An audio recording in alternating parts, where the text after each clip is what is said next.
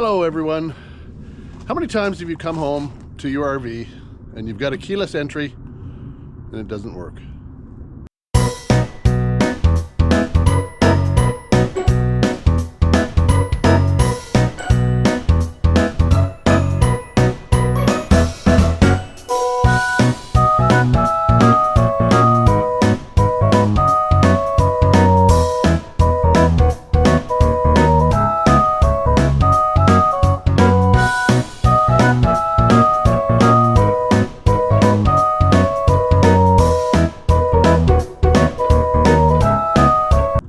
This is what our issue has been lately. So we go up here and we punch in the code. Oh, the button's not working. So I've got a key on both of my vehicle key rings, so we don't have a problem here. And I'm going to stash a key outside somewhere, just in case we don't have our vehicle when we come home or we're over visiting someone. So I'm going to take it apart. I'm going to see if there's any diodes or plates that need to be cleaned inside, and I will show you if I find anything. It's made by RV Lock. We've had it about, I'm guessing, coming on 3 years. So we've had no issues, aside from where there was one tiny little crack just in part of the faceplate there on the numbers. So I've got some packing tape, or actually it's awning tape. It's a thicker plastic, or almost a rubberized plastic. So I've cut that out so it's sealing the whole area so no moisture can get in there. But moisture always finds a way. And I'll try and see if there's a problem inside that we can clean up. Well, here we are on the inside. It's very easy to unlock this. You've got 4 screws on the inside, and they're very tiny. They're only ½ inch long.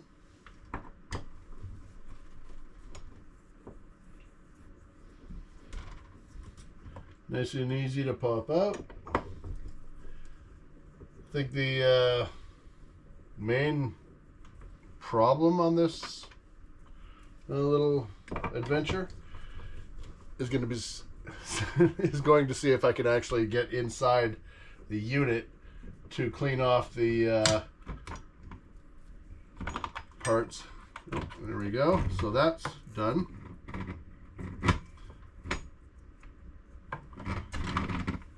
Very simple. One little clip.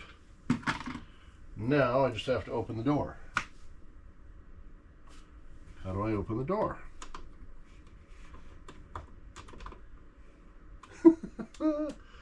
I should have opened the door before I took it off. Let's start again. Okay, I figured that out pretty quickly.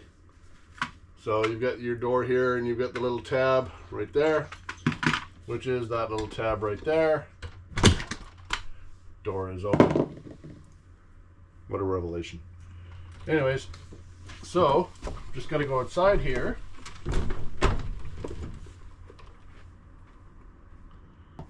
Take this 2 screws off of the door jamb here. Don't lose those screws, they're only 1/4 inch long.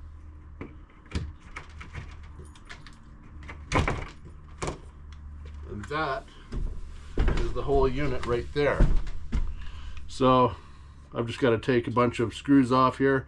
They're a small Phillips head. Hopefully I'm able to get inside there, which is basically 5 small screws. And I should be able to clean any connector plates in there.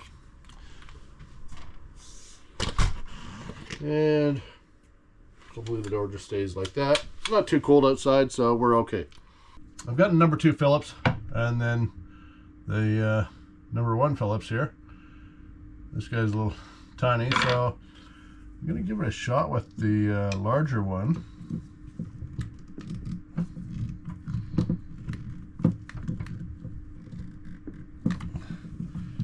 These are very tight.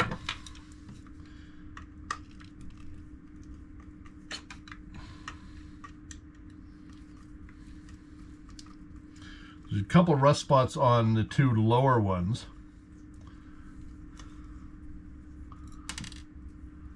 On these two down, the door sits, or the lock sits like this, and the two lower ones have some rust on them. I did have a little bit of silicone on there when I sealed it up, but apparently it wasn't enough. So just see how it goes. Pop these little guys off of here.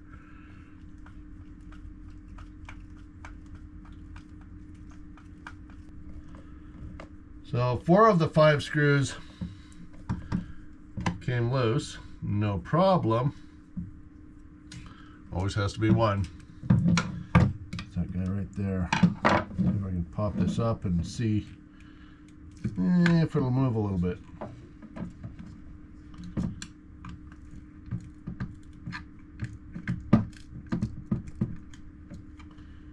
Yeah. There's this outside gasket here. It's sticky on one side, so it's not too bad. But the issue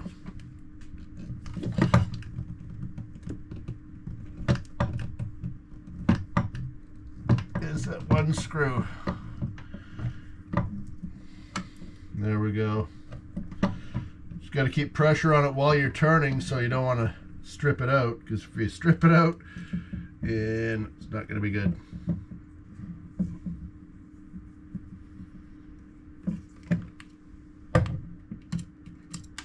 There we go. So that's out. Now just pull this apart.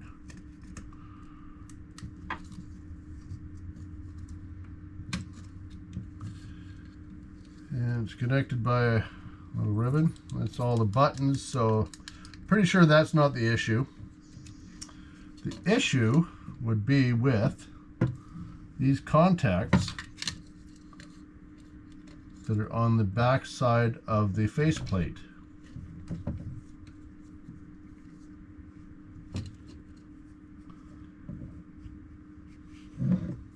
A small crack in the outside of the faceplate there.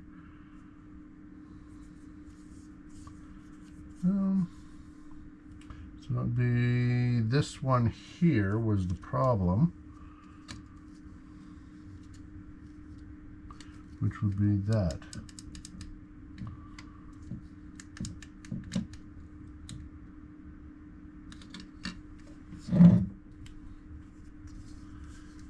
Hope you don't mind my commentary. I'm just trying to figure this out as I go. I've never opened this unit up before.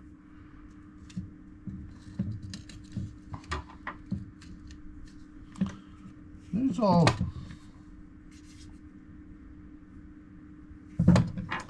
fairly easy to deal with, but I don't see a problem. My only concern now is that since I don't see a physical problem, might be the batteries. The batteries usually let you know when they're going low by setting an alarm or beep beep beep when you do lock the unit. But I will put this back together, see if that makes any difference. So when you're putting it all back together, you don't want to put every screw as tight as it'll go.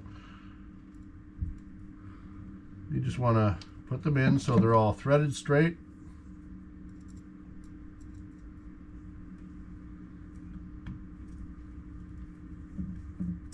And once they're all in,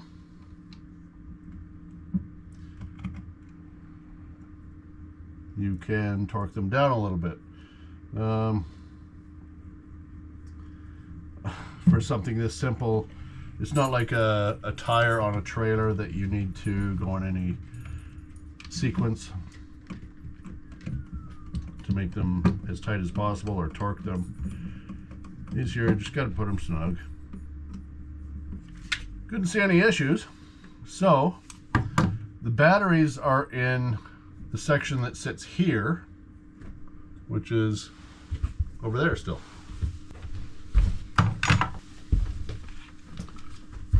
Another RVing necessity, battery tester.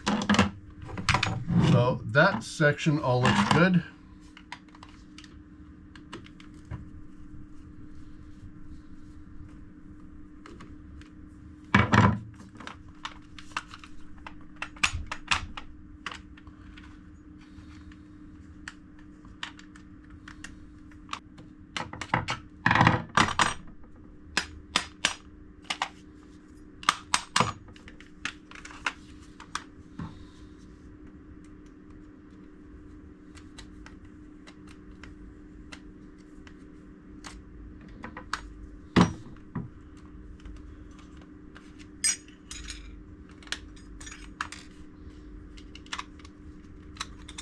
There we go. It is 4 AA batteries.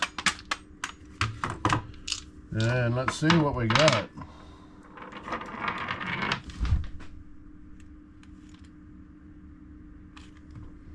Okay. Good. Good. And this little guy here. Good. Let's test that one again. Yeah, they're all fairly solid.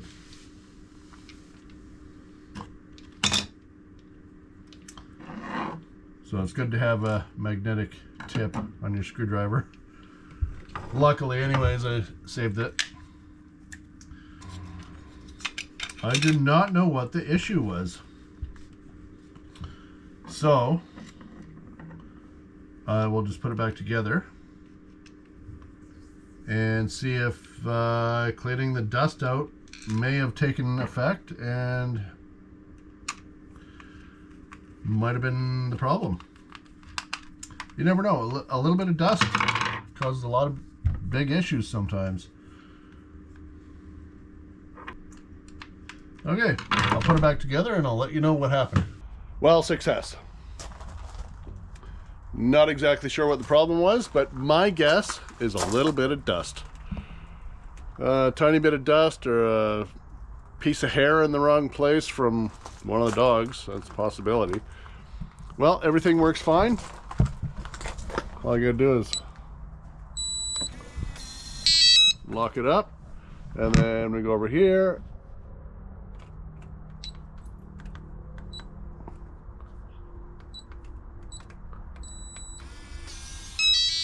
I don't know if you caught all that, but everything seemed to work fine. So push the button to lock. And I'm going to move you over here to the back side so you don't see my code.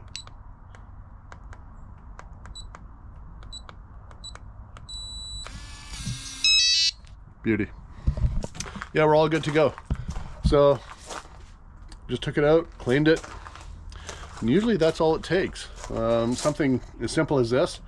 There was no gears or diodes or anything mechanical in the keypad. It was all just plastic, a little bit of nylon and some dust. Cleaned it out. We're all good to go.